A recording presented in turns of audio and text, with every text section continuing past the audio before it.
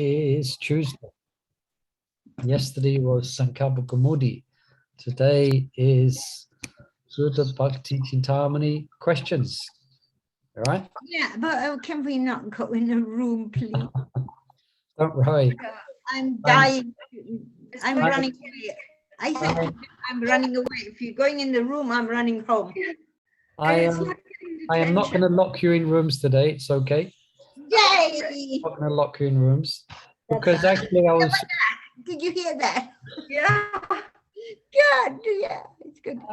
Yeah, because actually I was looking at these questions. I was just researching the answers to the questions we're going to be dealing with today, and actually even the questions that we've been asking last week. They're not easy to answer, and it's asking a bit much from you. No, definitely. When we just basic people. So how can we remember what we studied like a year, 18 months ago? So actually last week we did quite well, I think, actually. Considering some of you didn't have Sutta Bhakti Chintamani, I think your answers were very, very good, actually. So what we'll do this week is we'll look at the answers together as a group, okay? And what I do is if the answer, I will give some clues, some direction and hints towards the answers to the questions, okay? So first, let's try and discover the answers amongst ourselves, and then we can perhaps look at the Sutta Bhakti Chintamani. After let's try and brainstorm, as they say, or amongst ourselves. Let's see if we can address or answer the questions. And so here's the questions we have done so far. Here's the subjects, which today we'll be finishing on faith and on offences today. I don't think we'll get further than that. And then we have these other subjects, which we will be answering questions on here, as you can see on the slide. Yeah. So we have so far, I won't read these questions out, take too long, but there you are. There's 4 questions. Here's some of the questions we have done. I'll read one from each slide. Why does devotion become manifest in some living entities and not in others? Again, we had the whole discussion. Why does it quickly? Yeah, like you were saying, against the Sukriti, what Sukriti you've collected. Yeah. And you'll meet up with devotees, senior devotees, and then you progress from then on. Now that was the essence. It's those who the Madhyam Adhikaris give mercy to. Yeah, they're the ones who devotion becomes manifest in. So by the grace of the devotees, yeah. So then we had, yeah, what is it that living entities receive when devotion becomes manifest in them? Seed of devotion. Yeah, seed. And then there's the next question is, what is that seed? It's following the rules and regulations, which is mentioned, that is the seed of pure devotion, right? Then we had this, we began on faith. Okay. Can devotees free themselves from the influence of the modes of nature and regain their pure faith?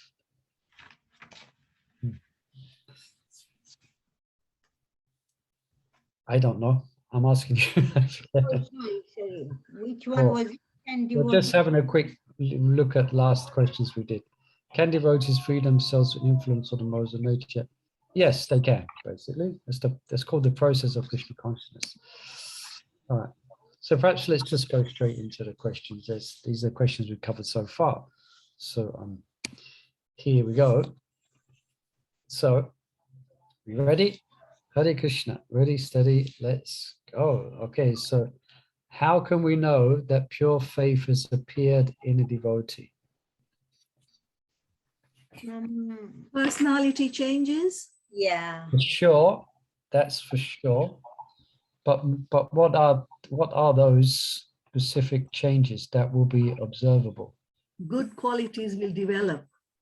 Yes, good qualities. disgusted with material life. So yeah, so detachment, that's very good. So good qualities, so qualities of sattva, detachment. Yes, Surrendered more? Would you, yeah, you kind of surrender to the process more. very good, very good. Well, you know, like services doing or chanting. Or, Yeah, or the word surrendered is very close to the actual answer that's given in Sudha Bhakti Chitamani. So we had three things there. One was good qualities, Detachment. And and surrender. Prabhu, can I say something? I was Yes, thinking we will be inclined to share what so we compassion, compassion. learn and incline and also, yes. Yeah, compassion. Yeah, very, very good as well. Yeah, very good. The answer that Maharaj gives, I think Chandravali was the closest. It's called the symptoms. Yeah, unique quality is visible in their behavior, as in surrender. And then he gives Sharanagati, the 6 symptoms of surrender. You know, Sharanagati, the songs by Bhaktivinoda Thakur writes songs of each of these qualities of Sharanagati. And they are as follows: Anukasha Sankalpa. So accepting what is, what comes next? Accepting what is favorable. favorable. Favorable. That's unfavorable. For, not for our tongue or our stomach, but for unalloyed bhakti. Yeah.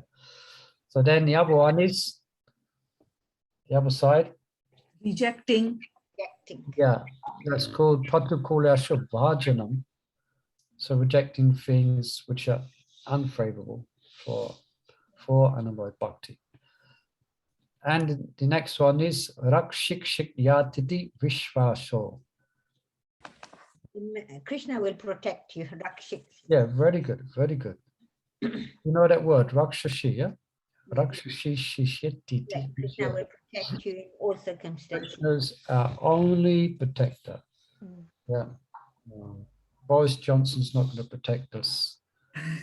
Putin's not going to protect us for sure. Zelensky's not going to protect us. No one's going to protect us. Even Time's not going to protect us. Our bank account's not going to protect us. Our cozy little flat's not going to protect us ultimately from the laws of material nature. It's only Bhagavan. He's our own protector. Our husband can't protect us ultimately. Our children, wives, whatever it may be. At the end of the day, our only real protector is Bhagavan, Krishna. And Gopritve Varanam. Goptikte Varanam. Similar to the one we just mentioned, Gopitve Varanam.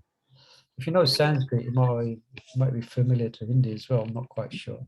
But Gopitve,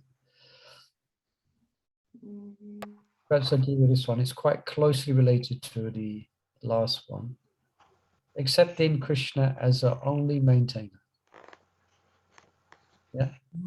Similar to having faith, he's the protector. He is my maintainer. Krishna is going to maintain me. If I give myself to Krishna, what do I have to worry about? Yeah. Krishna's maintaining the whole universe. Yeah. What about this little tiny jiva? Surely he can maintain me. So we've no need to be unnecessarily stressed about our material situation. Especially if we surrender to Krishna, Krishna will be our maintainer.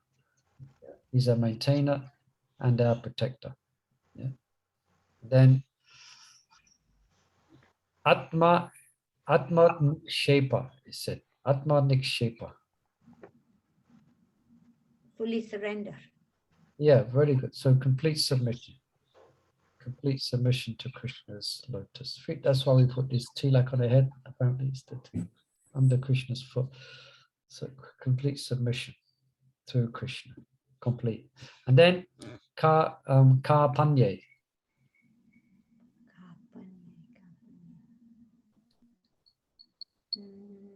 This is Bhaktivinoda Thakur's song. Yes. Anyone who's here with us? Anupama, Gaya, Monika, Jamavati, Ramila, Radhisham, Anupama. Have a guess. Someone just have a wild guess. Just like throw caution to the air. Have a wild guess. What was the Sanskrit word? Karpanye. Is it the same Kalpana in the Bhagavad Gita? Like it's mercilessness. Yes, very good. Yeah, Kapanya. Yeah, very nice. Verse in Bhagavad Gita. 2.7. Yeah. How does it go? That verse? Arpanya doshopahat swabhavam. Sudam Samoda Sameda Cheta Yetsya Nishtam Brahudame Shishati Ham Saditam Mampapanam. Now my soul and serenity. Yeah.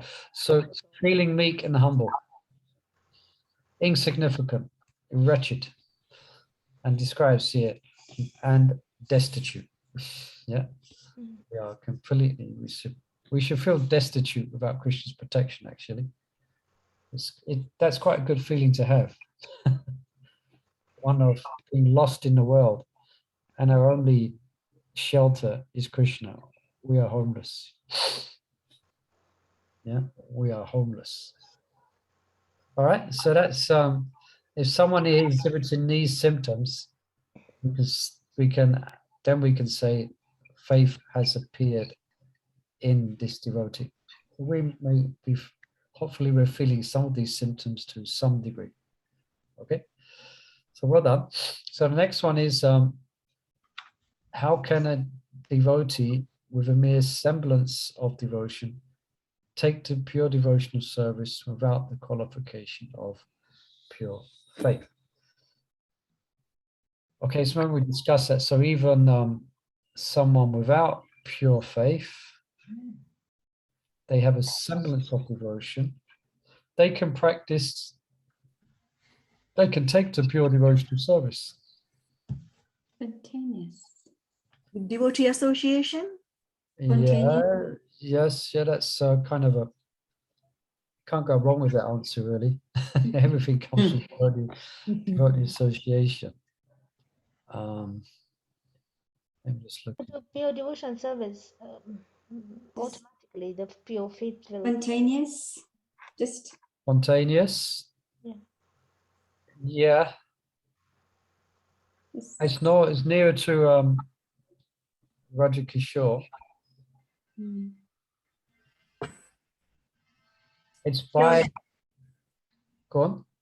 Pure devotee's mercy. Yeah, pure devotee's mercy. Here it's written as by Maharaj quotes Bhagavad Gita, or he quotes Srila Vishnu Chakravarti Thakur's commentary on 1866 Sarvadhamam Pratyacha. Yeah. So he promises to Arjuna, yeah, by his causeless mercy. So by Krishna's causeless mercy. So for someone, that's just causeless mercy. For someone with just a semblance of faith, they can actually practice the process of pure devotional service, even though they might not have at that point pure faith. So that's Krishna's causeless mercy. Because by my causeless mercy, I bestow on you, speaking to Arjuna, the qualification to perform pure devotional service. So I think I remember there's these nice tapes done by Purnachandra many years ago. Some of you probably know those tapes. Gita Amrita, you remember those tapes? Big reading of Gita with commentaries of the acharyas. And there in the commentaries, Arjuna is kind of proclaiming, I'm unqualified to accept this, but Krishna says, no, I'm making you qualified by my causeless mercy. Yeah, by my cause. So then Vishwanath Chakravarti Thakur goes on, that was fortunate for Arjuna, but Krishna is not here to personally give me pure faith. Okay, it's fine for Arjuna. There's Krishna right in front of him, standing on a chariot. It's not the same for us. But then Vishwanath gives us Krishna's further assurance. I have empowered my exclusive pure devotees to bestow qualification for pure devotion. Yeah, so Prabhupada has given us and our respective spiritual masters have given us, yeah, the qualification by their causeless mercy. So the answer could be causeless mercy, which comes from the association of devotees. Okay, so that leaves the subject of faith. Yes, please. I was thinking, well, even if we become servant of servant, just serve devotees, would you not acquire mercy? Like, by Yeah, can becoming, anybody else answer that? Is that a correct statement? By serving the servant of the servant of the servant? Yes. by becoming like. Yeah, I think we're all nodding. Everybody's nodding their heads. Yeah, you get Yes. more service. You get more grace actually, as Yeah. you know. Inconceivably, that's to move to be the servant of the servant. Yeah. I was reflecting on this well on this concept. To be at least in the West. No, it's probably the same in India. I'm not too sure, but it's part of the culture there very much. A lot of people in India, they have servants, isn't it? Mhm. Servants to do the laundry, servants to clean the house, servants to chop the veg, servants to do the cooking. Yeah, and I'm going, and so, and in the West, it's not so common in exactly the same way. But to be a servant of the servant is quite, it has some quite negative connotations. That's really, you could say from the material point of view, that's really down there. Like there's a servant, say the servant's cleaning the toilets, no? A bongi, they're cleaning the toilets. But you're serving them. That's really like, you could say, materially speaking, that's like down the pole. That's like low. But spiritually, it's very high. Spiritually, it's a very exalted position to have. That's a juxtaposition, the material world, the spiritual world. The material world is like the spiritual world turned upside down. So the opposite. So actually, by serving the servants of the servants of the servants, and that's how Lord Chaitanya Mahaprabhu prayed, isn't it? There's a lot of noise. Yeah, I know. I've got some crazy guys next door. Okay, it doesn't. Okay. Fortunately, it's not every day, but they go crazy. What can you do? Is it your neighbor, really? Yeah, next door neighbors, crazy. They normally do it when they're watching football and go crazy. Anyway, I don't against that. Okay, yeah. What can I do? Okay, on offences. So let's have some more devotees contributing. Otherwise, all the works on Chandravali and others who are I'm not talking anymore. and Nitai Mata and others. So here's another. No, you can. Let's encourage everyone to participate as much as they can. So on offences, okay, this is quite quite some details here. It's very good. These questions brings out lots on this subject. Don't the offences inevitably committed by common people who come in contact with things related to Krishna nullify the spiritual benefits they gain? All right, you got the question, yeah? So you could say, paraphrasing, because sometimes it comes up, considering the dangers of offending devotees and offending Vaishnavas, better I not associate too closely. Because surely my offenses that I make is going to nullify any spiritual benefits that I gain. So best I be distanced. Best I distance myself. Yeah, I've heard You might have that. met, yeah, you But probably, it's not uncommon to meet devotees heard who say that stuff. No, I just make offenses if I if I associate with devotees, I make offenses. So how would you preach, or how would you convince them to come to the morning program? Yeah, because I would say, like it says, offenses are inevitable when you're a beginner, because you've been conditioned by the material energy, by bad association. Yeah, yeah. And the devotees are very merciful. They understand that people are coming when they, they've developed habits that are, maybe, mentalities that are offensive to devotees. But if they're still attracted to associating with devotees, then that's the best thing. And your spiritual benefits are kind of, they're in the bank. They're not going anywhere. They can't be nullified, as far as I know. Like if you commit offense, Krishna, you do get a reversal. Maybe you get lack of taste in that, but apparently your spiritual benefits are still protected, like what you have in the bank balance spiritually. Just It frozen. never changes. Yes, very good, very good. Anybody else like to comment on that? Or Hare Krishna. Hare As far as Krishna. I understand from what I read, I didn't read this book, but matter does not nullify spirit. It cannot. It has no influence. So as Mataji Lavanga Latika said, it doesn't, very it true. doesn't affect, it doesn't matter how many aparats or whatever you do, still, whatever you put in your bank balance remains eternally. Yeah, I And it like. can protect us from the most dangerous type of fear, little Yeah. ones.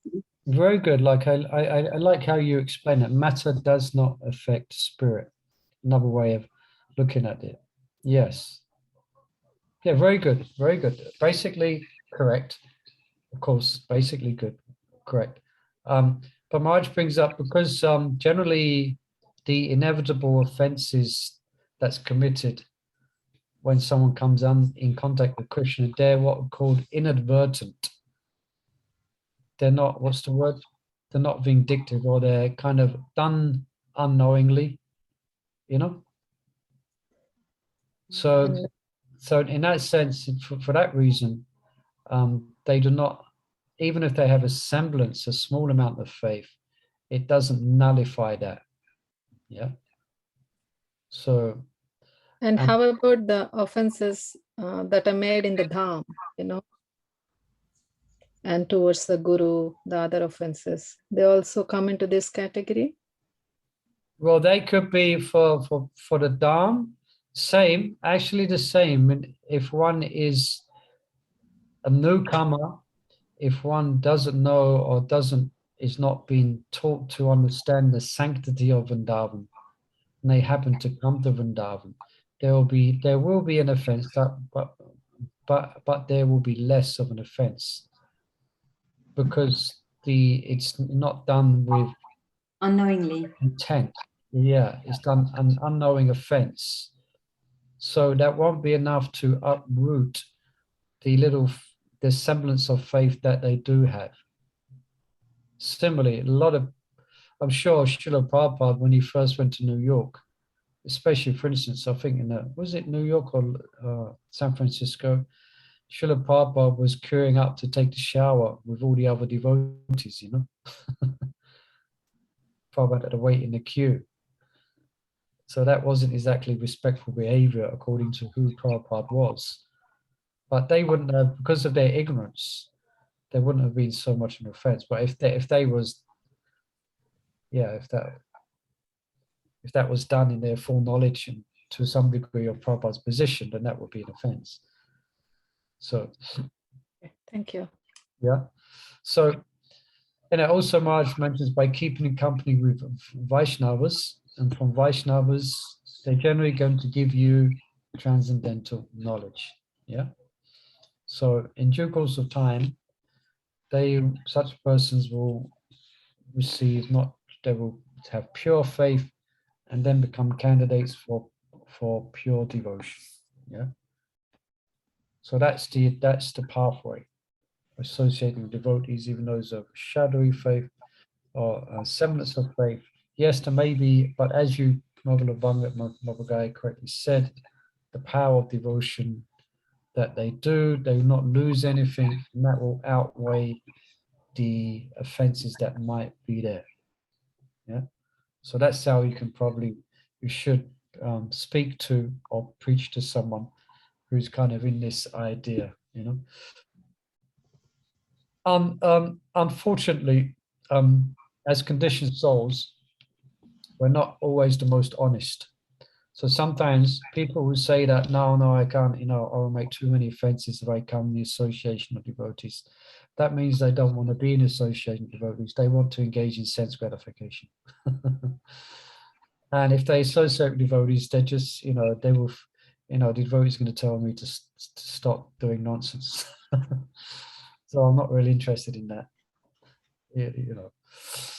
So unfortunately, might be there as well. Yeah. So, second question. What is the fate of unsuccessful neophytes who fall away from the devotional service because of weakness or offense? I think we've answered this, isn't it? We talked about it before. Yeah, I think Rabbi Lavanga correctly answered that. Yeah. Is this the same question that Arjuna asked to Krishna about the riven cloud? Yeah, it could say that. What is the fate of the unsuccessful neophyte who falls away? Yes, yes. It's the same question. Yeah, is it like a riven cloud? Yeah. Now, Marge, interesting, but Marge brings up here, fall downs bring misfortune. It's interesting how he's described it in the short term. Yeah. So if they do fall down, say from the principles, there will be a struggle, and if these bad habits keep on reoccurring, then they will lose their taste for devotional life. But the long-term effects of the spiritual things they did, the effects of their auspicious activities, remains as an eternal asset, as we correctly answered. Trakvasha Dharmam Charanam Bhujam Hare.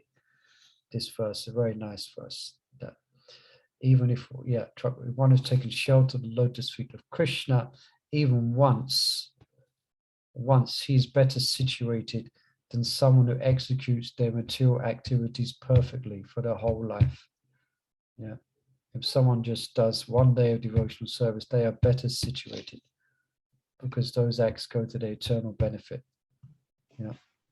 So that's the fate of the unsuccessful new who fall away from devotional service because of weakness or offense.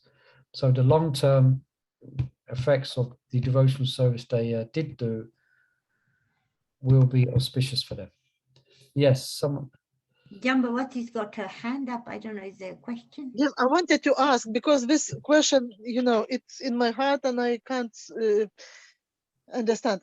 One of our devotee, we know even after second initiation, he's been in ISKCON for 20 years. But when we decided that his guru doesn't satisfy him, and he asked the guru to let him go, guru didn't let him go, but he left and he accepted another guru from another sampradaya. So you're asking what is this situation there? Yeah. We know that situation, but you know what is it? What's happened? Because it was Mahavishnu Swami disciple. It is very painful, and we don't understand because Guru said, "Don't go. I can't let you go." What's happening in this case? In that case, because I know there are quite few cases that they left ISKCON and they went to another sampradaya. What's happening with Guru relation? Is it offense? Is it aparadha? What's? Can you give a little bit more detail? Yeah, well, actually, that's this is spoken about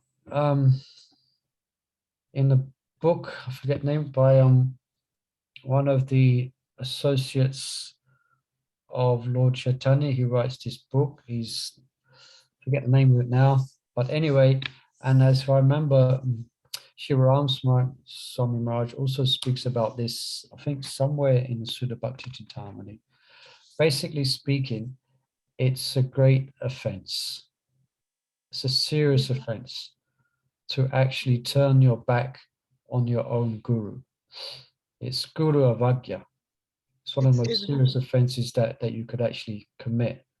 It's very painful. Yeah, because there is situate. Narahari Thakur writes this book. There is prescriptions to do, or it says when you should renounce your guru, and that's if the guru is fallen away grossly No. from the practice of Krishna Bhakti and cannot be rectified through good counsel.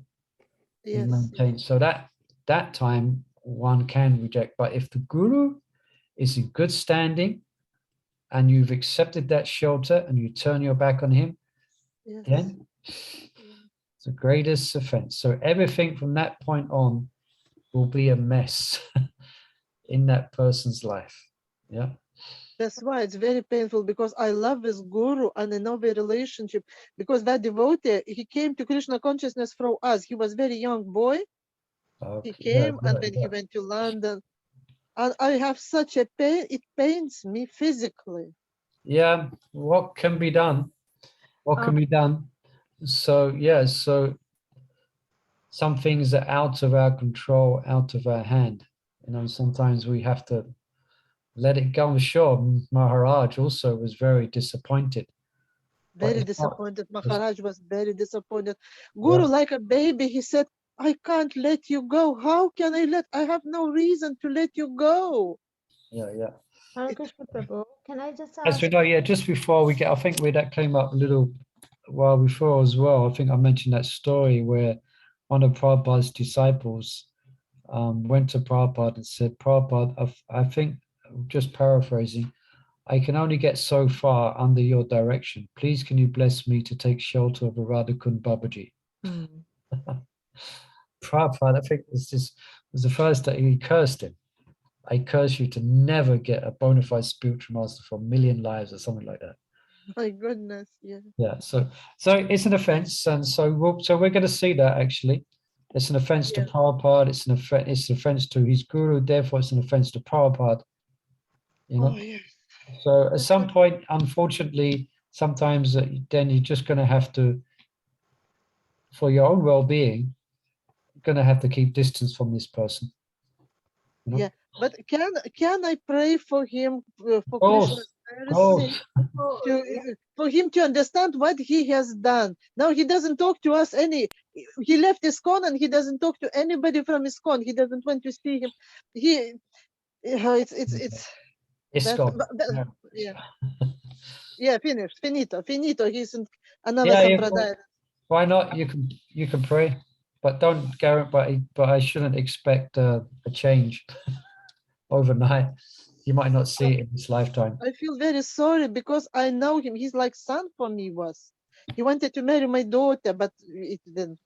And and when I found out this, it's very painful. And we worked very hard. We tried to talk to him because we know definitely for sure that it was his, of course, I can't blame him even. It was his mistake because he didn't want to build relationship with Guru. He didn't try to sort it out. He just fed both, not satisfied, and he wanted something else.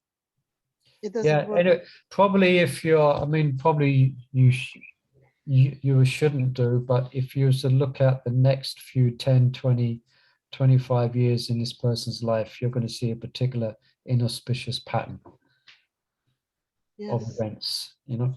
But anyway, Hare Krishna. Thank you, Prabhu. Hare Krishna. Thank you so much. Yeah. Thank you. Hare Krishna Prabhu, Yes, mother, yes. I have a question on that actually. Why does this happen, Prabhu? Even what is it the person's, I don't know whether it is we can't call it karma, because what is the reason? They want to take the shortcut. Yeah, want to take a shortcut supposedly. They think in their illusion that they're going to pick Krishna, they're going to, I don't know. Yeah.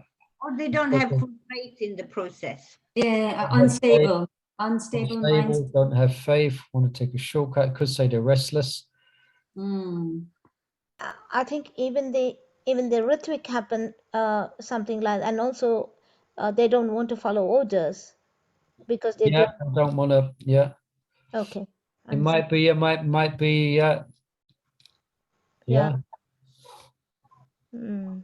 So, like, so in other words, you could say, you could say, why did they do that? Why did it? Why did? Then it comes down. Why did we leave Krishna? Yeah, go all the Why way did there. we leave Krishna? Because we got independence. Yeah. So independence means you can do any damn thing you want. If you don't mind me saying, but you're going to have to get the consequences of it. But actually, Prabhu, in the classes we hear, we were not with Krishna. We were just somewhere hanging around. We thought, and Hey, Nina. Anyway, I'm not going to go to open up that discussion. That's a big That's going to be a big discussion. discussion. But Yeah. the point is, whatever it may be, is that we all have loving devotion to Krishna dormant within the heart. yeah, that's So we turned away from that, wherever we may have come from, mm, Krishna, whatever. But yes, so why did these things happen? The bottom line is, anything can happen. Anyone could decide to do anything at any time. that Maya is is why strong. Srila Prabhupada prayed. Please, Srila Prabhupada, he himself prayed to the Lord. So when a disciple asks, "What are you praying for?" like that. So if Srila Prabhupada has to pray like that, I think he, out of humility, Srila Prabhupada said. So then we should always pray that we have to remain in Krishna consciousness and be faithful and surrendered to our Guru Parampara. Yeah, we should feel that dependence without prayer. Yeah, we should feel dependent. Yeah, Okay. pray. Yeah. Thank you. Okay, so the next question is, what are the 10 offenses to the holy name? Okay. So we recite these every day. I don't know if you do at home, but in the temple we recite them. So let's just, we won't speak about them, it'll take too long. Yeah. Just list them. So number one, let's try and get them in order. It's okay with me, I've got them written down in front of me. So Blaspheme the devotees who have dedicated their lives. Yeah, And yeah. propagate. Okay, so we just heard about that. Blaspheme devotees turn their back on them, who've dedicated their lives for propagating the holy name of the Lord. So someone else can give us number two. To consider the names of demigods like Lord Shiva or Lord Rama to be equal to or independent of the names of Lord Vishnu. Correct. Someone else for number three. To submit the orders of the spiritual master. Very good. Number four. Someone else. To blaspheme the Vedic literature or literature. literature in pursuance of the Vedic words. Very good. And number five. To consider the glories of chanting Hare Krishna to be in imagination. Yes. Number six. We're doing very well. To give some interpretation on the holy name. Yes. Number seven. Someone who's not spoken. Radha Shama Sundari, are you there? Yeah. We're going to put you on the spot now. Commit sinful activities. To commit it's gone now. I had it. I recite it every day, but it's to commit sinful No, you've got activities it. on You the know, strength of the holy name. Very good. Yeah, you've got it. Very good. That's number seven. Number eight. Who else is out there? To consider the chanting of the Hare Krishna to be one of these, I forget half of it. Auspicious. Yeah, offered in the Vedas as a fruitive activities, karmakanda. Yes, very good. I'm really pretty impressed. So a lot of you are obviously chanting these every day. You chant. Or you're tuning into the temple webcam if it's working. And number nine. To instruct a faithless person about the glories of the holy name. And number 10. To not have complete faith in the chanting of the holy name. Yeah. And to maintain material attachments, even after having heard so many instructions on the matter. Yeah, and it is also An offense To be Inattentive. inattentive while chanting. Every devotee claims to be Vaishnava must guard against his offences in order to quickly achieve his success, which is Krishna Prema. Hare Krishna. Yeah, so there's the 10 offences. Well done. Very good. You all got, everyone knows them. Excellent. So question number 4. What should devotees do if they commit any of these offences? Take shelter of the holy name. Yeah. Ultimately, that's the cure for everything. Yeah. Take shelter of the holy name. Something else? And have your own prayer. Pray to the Lord. Great. Yeah. We are actually going to be speaking about this in quite some detail in our readings of Harinam Chintamani. Yeah. Most of it, actually, I was looking at it. Most of it, a major bulk of it consists of this. What to do if you commit these particular offences. Yeah.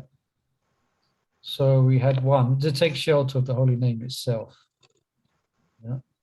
Well, what about blaspheming the devotee who's dedicated their lives to chanting the holy name? They should apologize to that devotee and, say that they've done.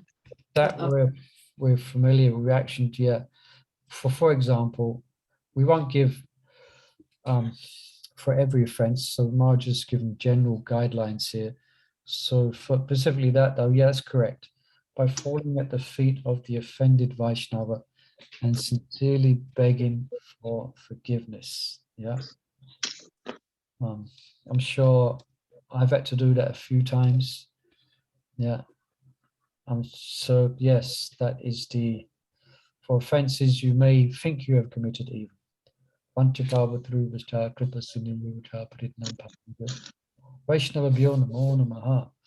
that's the that is the cure. But you'll be amazed how sometimes devotees don't actually do that. They refuse to even admit that they've made an offense. That's another subject. Okay, so what should it says here, if for some reason the Vaishnav fails to offer that forgiveness, yeah, say what should you do if you go to the Vaishnava and you say, please forgive me, but they just look at you with scorn and turn their back and walk away. They're not interested in your begging for forgiveness. Try and serve them. Yeah, and find opportunity to serve them. Yeah, very good. It actually says that here. Then the offender should menially serve the Vaishnava until that Vaishnava does offer his or her forgiveness. But Prabhu, sometimes, sorry. Yeah, because sometimes, sometimes you have to give it some time. Like if you immediately upset a devotee and you go to him 1 minute, him or her, 10 seconds later, it's going to make things worse. So sometimes you need some time. But then, even then, if the devotee is not interested, doesn't even want to look at you, doesn't even want to speak to you, unfortunately, that might happen. So then you should, humbly serve them, And then, that will soften their heart. You can imagine if you bring them a plate of Mahaprasad, oh my dear Prabhu, I know I'm an offender, please can you forgive, please can you accept this Mahaprasad? Please accept Prasad. Or you may fold up their laundry, please. Not in a groveling way, but you're really sincerely wanting their mercy and the grace, So Prabhu, can I ask something, please? Would it not depend at the length of time it's taken for them to commit the offense? I mean, say, for example, if there's a lapse of 1 year before they did the offense and then they come and say sorry, does it really have any significance then? Well, it's better than not coming at all. No, but I mean, then you can also question their sincerity from the heart. You can see right through them.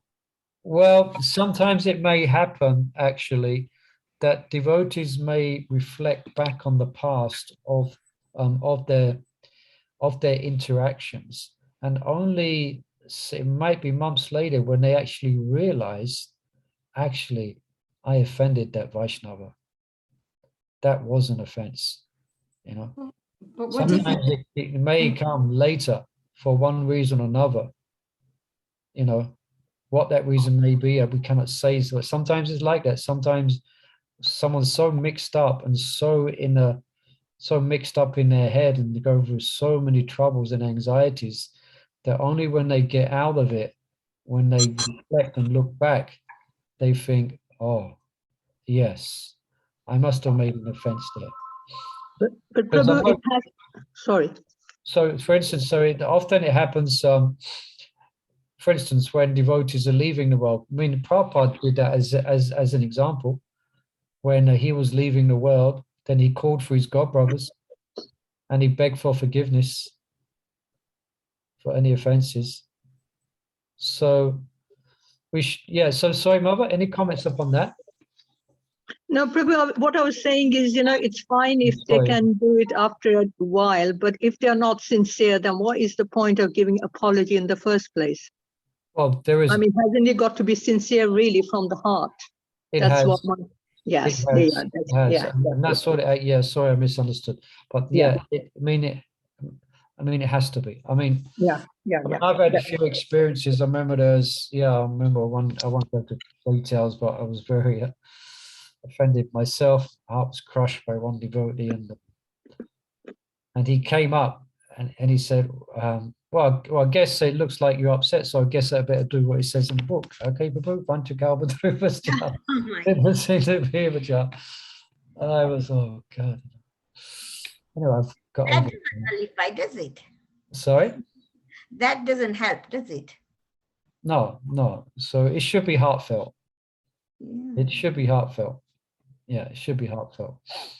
And it should be heartfelt. It should be sincere. Otherwise you won't. Otherwise, and also we're hearing today actually in the Krishna in Ananta Kripa's class, and he alluded to it, that even if the Vaishnava forgives you, Krishna probably won't. Might not, yes. Not immediately, but after some time, by taking shelter of the holy name, then you'll get the grace of the holy name. It said the dust of the lotus feet of a devotee. But still, you should go to devotee and beg for forgiveness. And only then will Krishna think about freeing you from the offense. But it might not be immediate. Yeah. And so here, Bhaktivinoda Thakur advises similar measures to mitigate the other 9 kinds of offenses. For instance, a devotee who has inadvertently vilified the revealed scriptures should sincerely praise the same scriptures in the association of Vaishnavas. So for details on measures of the other offenses, the reader should consult Sri Harinam Chintamani. Hare Krishna. Yeah, that's what we're going to do. Yeah, so we'll be consulting the Harinam Chintamani. Right, so let's. These questions are very nice, aren't they? Yeah. Yes, Very nice.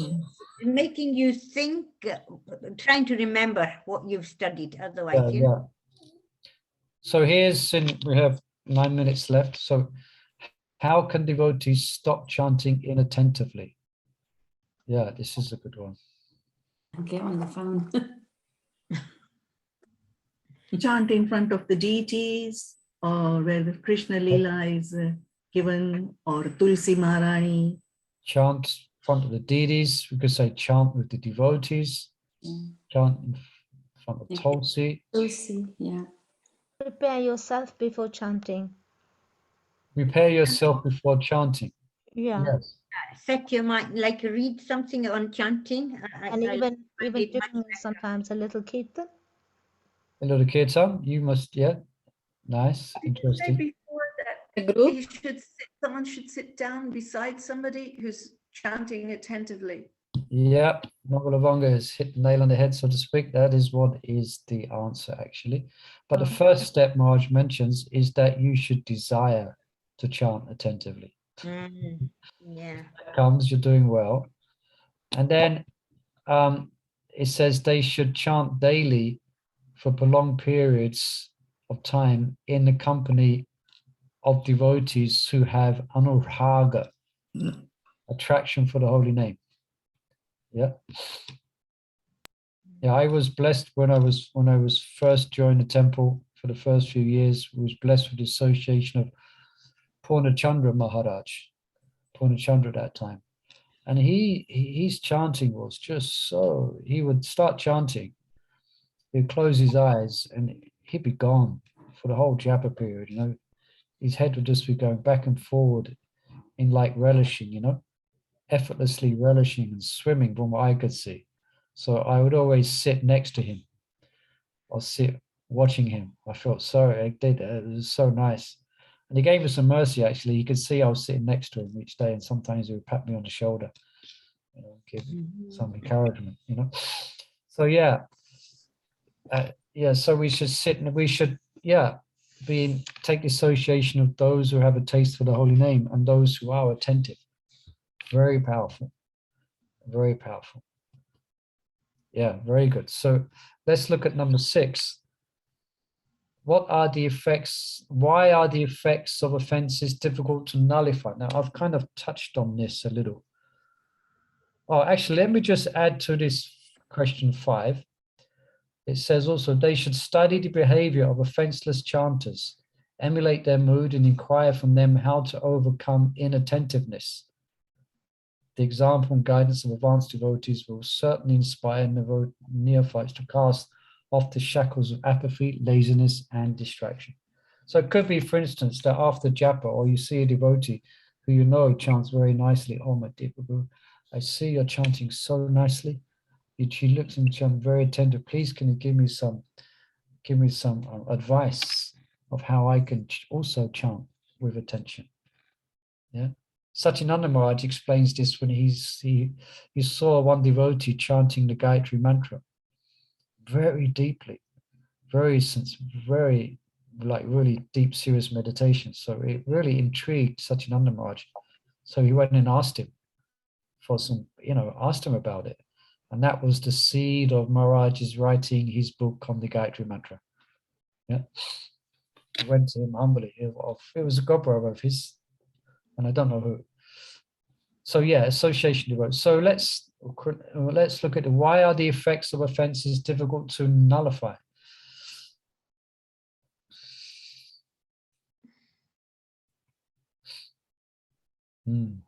We're conditioned to making this kind of chanting, like chanting. We're conditioned, like chant, chant, chant. You look at the phone. You do. It's like conditioned. Because of our conditioned nature. So yeah. Because Krishna does not take offenses very lightly. The devotee may forgive, but Krishna is less forgiving when there are offenses. Yeah, I kind of hinted on that.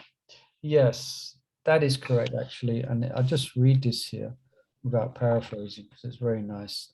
The answer lies in how the holy name, so don't forget one. I always get carried away and paraphrase it, but the holy name's a person. It's not a machine. Yeah. So the answer lies in how the holy name responds to those who commit offenses in devotional service and to the Vaishnavas.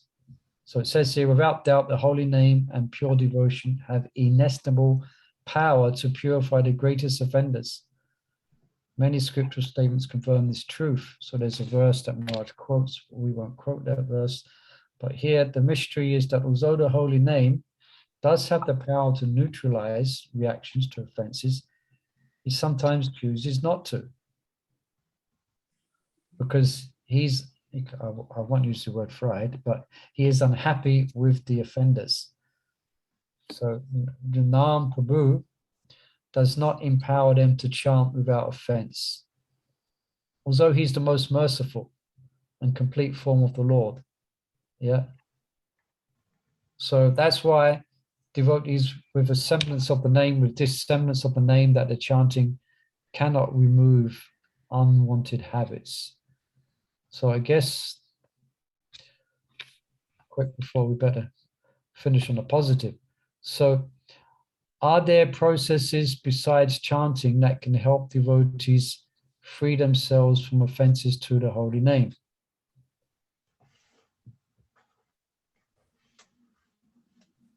Is there something else we can do?